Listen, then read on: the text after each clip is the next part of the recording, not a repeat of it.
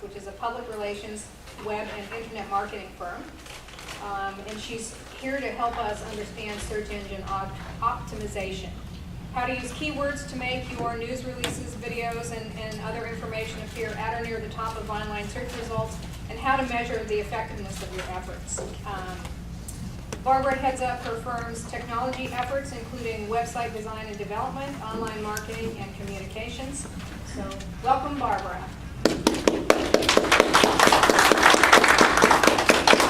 Barbara's presentation is quite instructional, but please, if you have questions as you go along, interrupt and ask your question. That's part of how we're, not yet, Ron. That's part of how we're, yes. You have a question? Will Barbara's presentation be made available after, or?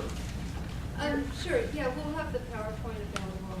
And then I have a handout that is coming through. Okay, so ask your questions and hopefully it will spur some discussion. Thank you, Barbara. Thank you. Actually, Ron, you're going to probably have to give me, if you want it, give me your card, and I'll send it to you because it's a large file. So Yeah. Okay, so just a brief thing about placemaking. We've heard a little bit. So I've been doing this for 25 years. Our staff is multifaceted, and we have people that specialize in social media, web design, so not everybody can do everything, so we have people that individually do all of these different things. Barbara, can you speak a little louder, please? Oh, I'm sorry. Okay. And then we do focus a lot on cities and counties and public entities. So that's why we were asked to speak today. So basically, I know there's kind of a different levels of experience here, so I'm just going to start at the beginning. Hope it doesn't bore anybody. So what is SEO? It's the organic search engine optimization, and organic being traffic that you don't pay for. So you can do AdWords, which is paid traffic, or you can try to get your information found through organic search. There's often a perception that SEO is really for consumer products, but people use the internet to find everything. So it's not just the realm of consumer products anymore. This is just to show you the top two on here are paid advertising, and Google has made it very hard to tell the difference. It's slightly shaded behind it, and sometimes you don't know that it's paid. And then the rest of the results are organic search. And I just did one for Cal Recycling. I looked up how do I recycle oil, and Cal Recycling actually comes up pretty close to the top. There are 4 on the organic search for that. So that's where you want to be. So SEO, a lot of times we talk about it like it's actually an end result or a tactic, but really it's the outcome of good marketing. If you use your keywords right, you have a good technology strategy, then the end result is that you will show up on the search engines. So this further explains a push method of communication is where you put advertising out. It can be either on a search engine or other marketing, and this is paid. It's pushing people to your website. The pull of the traffic, that is organic. That's what we're going to be talking about, which is more attracting people to your information.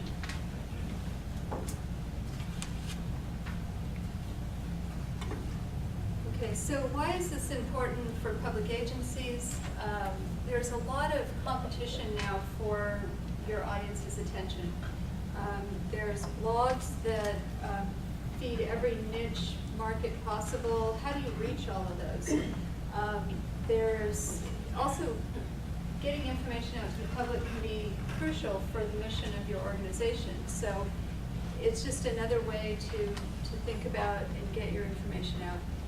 So your audience is getting information a lot of different ways. A lot of people use not only, Google to find stuff, but they might go on Yahoo News. That might be their go-to place to get information, and they might use that as a search mechanism. Even Facebook is now, considered one of the top search engines. YouTube, so it's more fragmented, and you really have to, kind of think about that part of it. There's a few special challenges for public information officers, one being the lack of control of the website. In public, in private companies, I've seen a move from IT controlling it to now it's really a marketing and communication function, and it sounds like some of the agencies it is also, but I've also talked to people where the control of the website really is, they can't do anything, or they have to work through the IT department. And this can be an issue, but we're going to talk about some things that sort of work around that don't rely on you having control, complete control of your website. The limited funds and limited time, that's, everybody has that problem, so that's not just for public information. So one example, I did talk to Kim with the state library, and we talked a little bit about why do they need SEO. Well, part of their mission is to get the word out about research that they've done or programs that they have going on, and so it's crucial that their information gets out to the public. In the past, there was more specific media outlets that you could just send your press release to. And now there has to be different ways of getting the information out to the public because they're not all reading the same thing. So currently they use a lot of press releases, and their social media is very good. They're in a lot of different pieces. So in putting this together, I was thinking about, well, what could they do different? What more can be added to it? And we'll get into that more later, but a lot of it has to do with creating really interesting content that creates more buzz and gets out there. Okay, so I have keywords do count, and the reason I put this in is there is a lot of talk, and I don't know if you guys have heard it, but that keywords don't count anymore, that you don't need to worry about keywords. But as a professional in communication, we always start with the keywords. What is it that somebody might be searching for? And this is almost a different way of thinking about it. Maybe instead of writing a press release because you have a program, think about what are the keywords that I want somebody to find, and then you write the press release from that. So they do still count. When people say they don't count, what they're talking about is Google no longer looks at the meta tags that say keyword on your website. They look at the links that come to it, titles, descriptions, but you still need to know what your keywords are and make sure they're in your title and description. Okay, so this is the handout. Yeah. So we have a worksheet that we use with our clients, and so I'm going to just share it with you guys. This is, and we also have it, it's an Excel document, and Jan would be happy to email it to you, and you guys can use it at your own. But the idea is just having this working document that you're constantly updating, and helps you to be clear about who you're targeting and what you're trying to do. So this is part, if you have any questions about this, I'm going to just kind of walk through some things to think about when you're coming up with your keywords. You can even write down some notes. I know some of it's a little small to write on, but I wanted to get it all on one piece of paper. So for the website, your main keyword, you want to start off with something that's very global, and that can be, sort of what is the general purpose of your website, and that's fine. But what we're really talking about is, focusing in on very specific things for your pages, and particularly with press releases, you're going to be focusing, laser focus on one really specific niche thing. You want to have maybe 3 to 6 words for a page. And as you can see from this chart, I have, I don't know if you can can't really read this. This is 4% of searches are for one-word search items.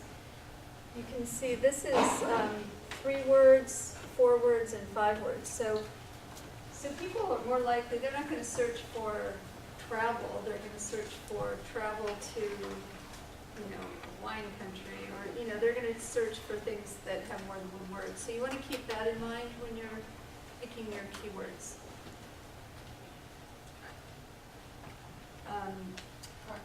Yeah, that's, Unless the 3 to 6 words, that is, these are, the keywords? yeah, these can be phrases, so it's not, you don't have to pick like 3 words like, I don't know, Women's History Month. You can do Women's History Month, and you can do 3 other phrases. So when I say keywords, I mean it in the sense of phrases. It doesn't have to be individual words. The main thing is don't try to optimize for too many things. That's the main point here. Because if you do try to do that, it'll get kind of convoluted and you won't end up really accomplishing much. So if you really focus in on the main thing, you're more likely to show up there. So the other thing, so when you're trying to figure out your keywords, this is always the challenge. So what is in the mind of the person that we want to find this information? And one way you can do it, you can ask your staff, you can ask regular people, you might know somebody who is a, reporter or researcher or whatever, and might say, if you were looking for this information, what would you type in? And you kind of do that, and you sort of get a sense of how it's used. You might, you know how you search for things. I mean, I like to ask questions. I always write questions in, and I get great, search results from that. So, so that's a few ways. The other thing is to take a look at your analytics for your current website. Now, this is from Google. This is our keyword list. You may have something different. The best thing to do is check with your webmaster if you don't know what kind of analytics you have, but almost every site has something. And they all can show you what keywords. So in looking at the placemaking group's keywords, I saw there's a trend, there's a lot of words around the word brand. So we're getting people coming to our site because of our branding. And so what we would do with that is maybe we need to expand on that. So if they're already coming, we want to increase it. And that's a good way to, to figure out what to use. So if you have a few people coming, you can create more content around that keyword. Let's see. The other thing, so you're going to see on the sheet, on the first page, we have a category, we have some core words, and then we have core words plus helpers. And a helper word is something like book or research or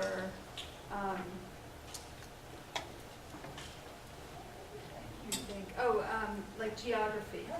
A lot of times, like we're always trying to optimize our site for people searching for agencies in the Bay Area or in Sacramento, so we often use the geography qualifier.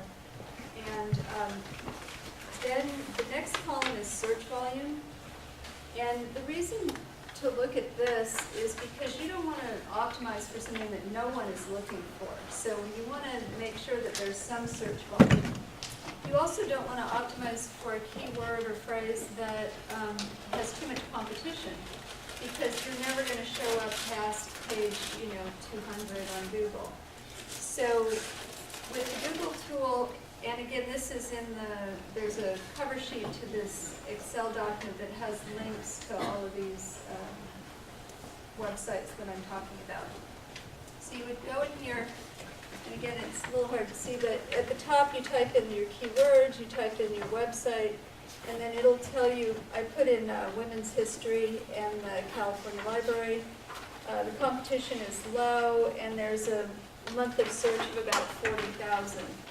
So, that's a decent amount of search, and so it seems good. It also gives you ideas for other words that you could optimize for and what those searches are. So here's one, Women of History, which has 160,000. So you can get ideas, and it can help you expand on your list. Then there's the point where you kind of have to, once you've expanded on it as much as you can, you have to narrow it down a little bit. And that's where, looking at the competition and just what kind of fits in with the content that you're providing. So then there's a column that says recommend, and then we try to prioritize them. Because like I said, for any given page, you only want to have 3 to 6 phrases, and you can't optimize for everything. So we prioritize it. Maybe something seems like a good keyword, we'll save it for another time. Any questions about this? Is it helpful? So is this optimizing your website, or is this optimizing your press release? It's both. You can, I kind of using them interchangeably because I think a lot of you here, the only thing you can control is press releases or content that you're sending out. So if you are doing a press release and you need to come up with keywords for it, you can use this tool to help you decide which ones to use. And then I'll talk a little bit about how you use them on the press release. You said there was a cover sheet that had all the URLs for these things you're going to talk about. Is that supposed to be with this? It's in the Excel file that Jan will send you. Oh, okay. Okay. Yeah. It's just, you can just Google AdWords keyword tool, and it'll get you there too. But she can send it to you if you're interested. All right.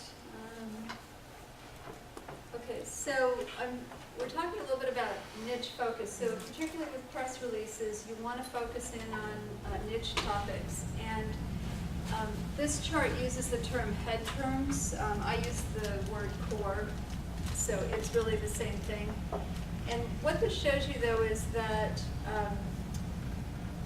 if you're using a longer keyword phrase, so that means 3 or more words in your keyword phrase, you're more likely to get clicked through on if you end up on page 2. You're also probably more likely to show up on page 1 because there's not as much competition. So, so using the longer terms, as you can see, once these core, get down to page 2, almost no one's clicking on them. Whereas with the longer terms, there's 14% is being clicked on in page 2. So it's just a rationale for why to use kind of the longer niche keywords. So you use like 5 or 6 instead of 3? Yeah, anything more than 3 is considered long tail.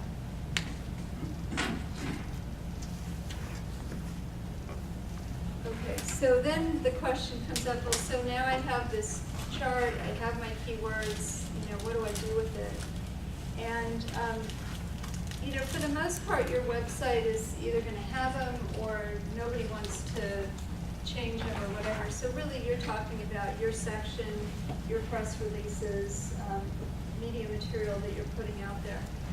And a couple of things that you can do. One is to make sure that your headline for your press release includes these keywords or your priority key phrase. I think a lot of times that it's hard to do because you have a certain thing that you want to say which may be different than the keywords, but it really helps with the search optimization if you use your key phrase in your headline. The title of the page, so this is probably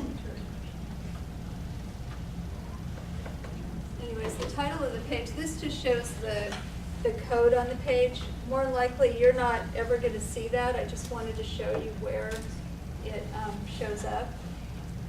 If you want to change something on your website in the code, usually you probably have to go to your IT department or webmaster. So in the title, for example, this is Cal Recycling. This is their homepage, and the title is Cal Recycle homepage. When you get into some of the lower pages in the press releases, it's much more specific. it talks, you know, either recycling oil or special day for whatever. So you want to be very specific, and there almost, except on the homepage, there almost isn't any need to repeat the name of your organization. If somebody Googles Cal Recycling, they're gonna get Cal Recycling. You don't need to put that in. Some people feel like, oh, we always have to do that, but, you know, don't waste the words. It works fine to just use your keyword phrase. There's a description for the page which shows up on Google, in your page content, and then also in the URL. So one of the things I found is a lot of people, and this may be something that you can't change, or maybe a policy with your organization, but they'll use just the date for the press release. So the name of the press release, it's, you know, whatever news slash, and then the date. And that doesn't do anything for search optimization. The best thing to do is to put into the URL the name of your keywords. So if you have, you know, Women's History Month, you know, name the press release Women in History, you know, .pdf if it's PDF, or, you know, HTML if it's that. And that'll go a long way to helping, and as long as your IT department doesn't care what you call it, it will definitely help. That's what they call it when they put it online versus what we use. Yeah, well, right, it probably depends. So I know with, I mean, it's possible that you send it to them and you call the PDF, whatever you call it. Right, but They may rename it, yeah. So you'll have to talk to them about that if they're renaming them. If you send it to them with the address, you know, with the name of the file having the keywords, and you ask them to please not change the name of the file, maybe they'll do it. I think that depends on each organization, but yeah. So that keyword section, the bottom section that's highlighted, you said Google doesn't pick that up? Right. Okay. Yeah, because it kind of goes back to, you know, people stuffing keywords into pages, and, you know, they put the same keyword like 5 different times in the content, and then, you know, put it in the keywords, and Google just quit even looking at that. You know, we put it in sometimes just so that it helps us to be clear on what we're optimizing that page for, but it's not even necessary. Can I ask one question? Yep. How many of you guys work with your webmaster? And are they supportive and cooperative? Yeah, 'cause I find they help. Slow, but cooperative. Yes. It's almost like you have to educate them that you care and keep on asking them questions a lot of times, I think, and then they kind of start to get on board. Well, the more knowledgeable I become about what they do, the better the conversation gets too. Then I can kind of speak to them in their language a little better. Okay. But it's something you got, it's almost a target audience. You've got to schmooze over the webmaster. Bring them food and stuff. Yeah. All right, so a few of you mentioned that you are in charge of the social media for your group, and social media can really help a lot with search engine optimization. As I said earlier, SEO is not a result, you know, it's just something that happens when you're doing your other marketing. So if part of it is, you know, putting content out on your social media networks, that's going to really help your SEO. A lot of times I'll Google something and I'll come up with some Twitter feeds that are talking about what I'm looking for. Also, we found that we follow a lot of media because we're trying to talk to the media, and they follow us back. We've had a number of stories happen because the media sees something that we posted on Twitter. They'll contact us for more information. We put them in touch with the client, and it kind of goes like that. So that's another way that social media can